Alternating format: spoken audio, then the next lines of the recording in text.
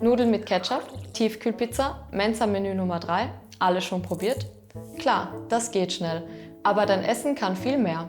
Mit ein paar einfachen Extras pimpst du dein Essen auf, ohne länger in der Küche zu stehen. Wie? Das zeige ich dir im Video. Doch warum überhaupt pimpen? Ganz einfach. Mehr Nährstoffe sind gut fürs Gehirn, gerade in der Prüfungsphase. Mehr Geschmack, weil gesundes Essen auch gut schmecken darf.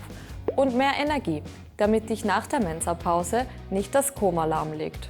Und hier kommen unsere 5 besten Pimp-Up-Ideen. Fangen wir an mit dem Gemüse-Upgrade. Einfach Tiefkühlgemüse oder frisches Gemüse in Pasta, Currys oder Suppen geben. Mehr Vitamine, mehr Ballaststoffe, längere Sättigung. Klingt easy, ist es auch. Nächster Schritt, der Proteinboost. Egal ob Ei, Hüttenkäse, Tofu oder Kichererbsen. Einfach zu Reis und Co. geben.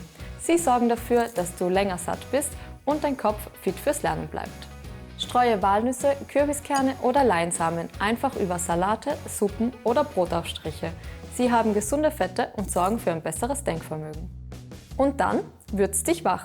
Kräuter, Knoblauch, Chili, Zimt oder Kurkuma bringen dir gesundheitliche Vorteile und machen dein Essen schmackhafter. Ganz nebenbei sparst du dir extra Zucker oder Salz. Und wenn du mitten im Lernen keine Zeit zum Kochen hast, auch kleine Snacks wie dunkle Schokolade, Beeren oder Nussmus pushen dein Gehirn. Und hier noch das Rezept für mein Lieblings-Pimp-Up-Gericht.